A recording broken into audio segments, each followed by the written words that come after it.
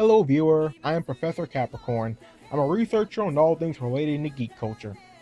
Now to be perfectly honest, this is my first top 10 video, but I think I did a fairly good job with this. This is my top 10 anime slash video game failures.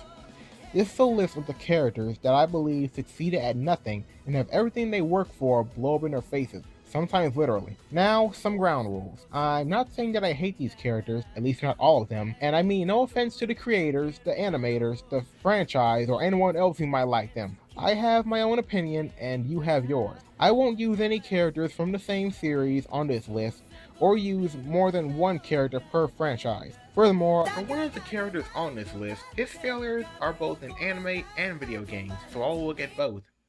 So, without further ado, let's get this sort of show on the road. Ichigo Orimura, Infinite Strato. Now, guys, imagine yourself living in a world where the balance of power has shifted to the women simply because they can pilot mechanized combat-suited exoskeletons, and only women can pilot them for some unknown reason. Top carelessness. Now, when all of a sudden one day you hear that there is one man in the world who can operate one of these combat machines, just one man. As a guy, you would feel ecstatic right now that your gender isn't completely doomed, until you find out that this shining beacon of hope, for lack of a better term, is a fucking generic, one-dimensional male harem anime cliche who bears an odd resemblance to Inigo from Fire Emblem Awakening. Now, he's number 10 because even though he does have some pretty impressive skills with an IS Byaku Shiki, these are easily forgettable when you see just how careless, clueless, and really just a typical male harem protagonist. You know what I'm talking about, how they are? This guy is, for lack of a better term, the savior of male pride and worth, but he constantly needs to be saved by women on a daily basis. Really, he has to be saved by every girl he's around. Now, if they ever make combat suited exoskeletons like these in the near future, I just hope that they make for both genders, because if this ever happened for just females, us males would be doomed. So please make them for both genders, then we'll all be equal that way. Jockin, Inuyasha series. Congratulations, Jockin, you actually managed to beat out Shippo for this spot. I mean, just from beginning to end, I knew this character wouldn't amount to hardly anything in the main story, other than being a pint-sized, arrogant little kiss-ass to be used as nothing more than comic relief. He even fails at being a demon. While most are shown to be terrifyingly strong and exude enormous, or at least considerable demonic aura, Jockin's physical power and demonic aura is so weak that even Shippo could probably beat. No, wait, just a normal human being could probably beat his ass, as shown by Kagome, and she used freaking rocks to do it. Even if he does have some degree of fighting skill, he usually lets his pride, arrogance, and closed-mindedness obstruct him, causing him to let his guard down and leaving him open to any attack. Say, from a rock thrown by a teenage girl. And at the end of the final act, spoiler alert, we see him still traveling around with the Shomaru, to forever, in my opinion, be a demonic servant with absolutely no other purpose. Oh well, it could be worse. He could be the Naraku equivalent of him. Yamcha, Dragon Ball Z series. Oh, the shonen genre. It boasts so many incredible people with phenomenal fighting prowess. But the most famous of all would probably be Dragon Ball Z. It houses some of the best powerhouses in anime, like Goku, or Vegeta, or Piccolo, or Frieza. Then there's you, Yamcha. Poor Yamcha. Only thing more pathetic than a loser is a loser who thinks he's born to win. Now, Yamcha, if you were meant to represent the more human-like character so the audience can relate to you, then I'd probably rather have Krillin or even freaking Chi-Chi be an embodiment of my limitations and strengths. Now, despite being stronger than Goku in the beginning, you still are defeated by the Pipsqueak Saiyan who's not even finished with his training. But that is only the first in a long line of embarrassing defeats, like at the hands of a Cyberman. You know, those little gremlin things that can be killed in like 3 seconds, as shown by Vegeta himself, and by Tien, and even getting his leg broken in the process. in a little match between the two. His fall from grace was harsh and sheer, and it made little sense for the character. He spent nearly all his time in Dragon Ball Z either dead, dying, or generally just being useless. He failed in every aspect at being a rival, and was forgotten almost completely in GT. At present, Yamcha has reached a momentous status through his sheer lack of success. Goku's first ever rival panned out to be nothing more than a sorry disappointment as a character. I know myself better than anybody. Oh, is that a fact? So you know yourself, do you? How come you don't know that you are weak? Oh, and Vegeta took his girl. I just had to throw that in there. Sorry, Yamcha, for throwing salt on your wounds, but I'm pretty sure you're used to it. Yoki, Full Metal Alchemist and Full Metal Alchemist Brotherhood. Now, when he was first introduced as a corrupt military officer putting heavy taxes on Yoshi's citizens, I knew this is one character that will have everything he tried end in disaster. After the Elric brothers exposed him of his actions to the military, he's immediately ousted from his ranks and then thrown into a life as a homeless man on the outskirts of Central. But that's not even a half of his continued misfortune and failure. He is taken under threat of death by Scar to work as a servant. He even tries to sometimes claim that Scar is his servant, but to no avail. He is the butt of both physical and emotional comedic moments. All his efforts to get reinstated back into the military fail horribly. And spoiler alert, at the end of the series, he is shown working in a circus as a clown. I honestly have nothing to say about how fitting that is of an end for him. Why can't this be the fate of all comic relief? At least it's fitting for them. Tsukasa, .hack sign. Now, Tsukasa, he really made it hard for me to continue to like this franchise. I mean, he's the epitome of a character who does nothing, has no real purpose, but to continue to somehow drag himself out through a whole headache-inducing series. Not only did this character fail to get me back into the franchise, but he poisoned the integrity of the video game male protagonist. I actually played as a heroine character from any RPG up until 2013 just because I could not feel the utmost respect for any of the male characters you can probably choose from as your avatar. Don't get me wrong, all the characters in .hack sign failed to entertain me, but Tsukasa is the worst offender of this for being a piece of shit bitch of a character. There is no depth to his character, or anyone else for that matter. He's a coward, a cynical loner, and, spoiler alert for any of you who haven't watched the series, he is actually a high school girl in real life. That's right, Tsukasa is a woman trapped inside a man's body. No, I'm not going to do anything with that. I'm going to see what you guys can do with that. Anyway, for all you girls who like to play as a guy on RPGs, please use this character as a cautionary tale for what not to be like. Team Rocket, Jesse James Meowth, Pokemon series. But Professor, you said you'd only use one character per series. Well, yes, comment section, I did. But I like to look at these three as just one single embodiment of failure. Now, when they were first introduced, they were pretty menacing villains, and to be honest, I was hoping they would be like this for the rest of the series. But we all don't get what we want, and ever since episode 2, they've been going down a downward spiral into Failure Town. Now, aside from being the lamest Pokemon trainers I've ever seen, as in always allowing the plot to supply 1 to 2 Pokemon for both Jesse and James at a time, when they each could get dirty, probably catch themselves an entire team of Pokemon, have like 12 Pokemon with the inclusion of Meowth, at a total of 13 Pokemon. 13 Pokemon, come on! Maybe that'll make it a little bit easier to capture Pikachu or any other Pokemon for that matter. They suck as criminals. They always underestimate their opponents. They don't plan out their schemes thoroughly. They rely on absurd and immensely expensive equipment to capture a few Pokemon, or just Pikachu. They can't pull off any crime with any varying degree of success. Hell, they make the burglars from Home Alone look like criminal masterminds.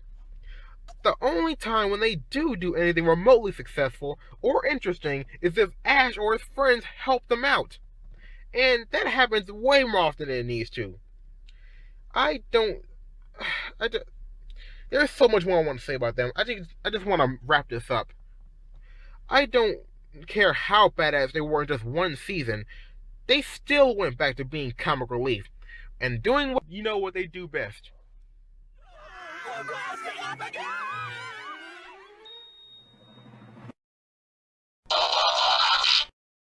Sakura Haruno, Naruto series. Now, let me make this perfectly clear, potentially angry comment section, or just Naruto fans in general. When I say Sakura from Naruto is a failure, I mean Sakura from before the time skip into Shippuden is a failure. To be honest, I kinda liked Sakura more in Shippuden, since she had more depth to her character, and I saw that she had matured significantly. But before that, man, was she a assault to my love to a female heroines in general. Right from the beginning of the series, I knew that this character wouldn't amount to much. She failed at being a likable female heroine, she could barely do anything during her missions, and had no special talents or characteristics.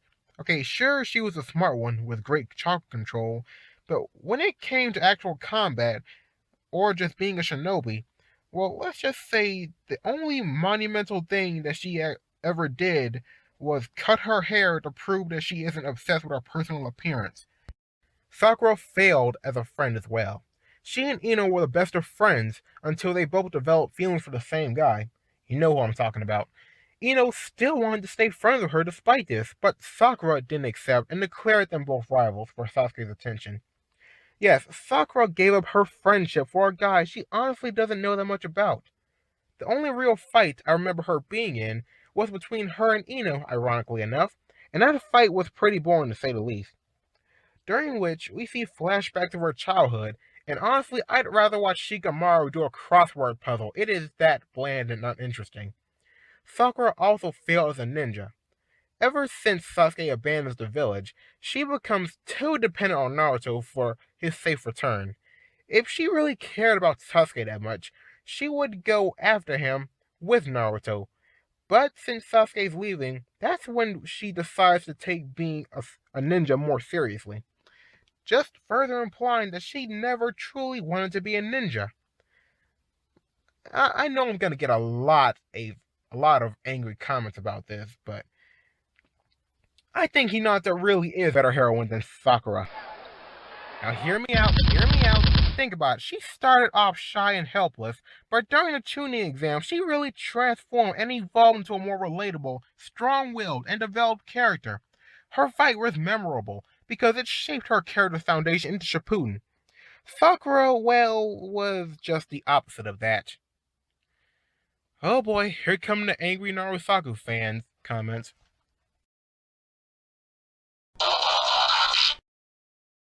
Spondum, One Piece series. Now, when choosing for my opinion of failures in this series, I first considered either Buggy or Foxy for this spot, but then I remembered they both had a pretty rich history, had accomplished some pretty impressive feats on their own, and both had some pretty neat Devil Fruit abilities, so I decided to leave them out. But then I had to give this spot over to Spondum, and boy did I make the right decision there. Now, when I first heard that he was the leader of CP9, my expectations for the organization slowly began to decline. Now, where to begin? First off, he's a terrible leader. At the drop of a hat, he will sacrifice every Marine and CP9 members to save his own hide. Now listen up, Lucci. Your top priority above any other order given is the protection of my life. You understand? Eliminate every single person that would do me harm or get in my way. He is the leader of the strongest world government agents, but he's the weakest member. His power level is lower than that of an average Marine. Level 9, even weaker than a guard, Chopapa. Who cares? You guys are the muscle. I just give the orders. And we already know how easy those guys are to beat in combat, as shown by Luffy or virtually any powerful character in the One Piece series. He even fails at being a good main story arc primary antagonist. He's just every stereotypical power-hungry asshole main villain from any anime TV series, all rolled up into one big pile of crap, and given the most annoying voice possible. Now, I, for one, feel cheated by the series for this. I mean, they gave us some of the most intriguing main story arc antagonists throughout the series, like Crocodile or freaking Gecko Moria, and they decided at one point to give us the lamest, most inappropriate, worst villain I've ever seen in my life. I mean, that was just a huge slap in the face for me, as a fan of the series. There is nothing unique or interesting about him, except a sword that has elephant devil fruit powers for some reason. In short, Spottum is a failure to the very organization he pledged his life to, and I'm glad he got his comeuppance in the most crippling of fashions.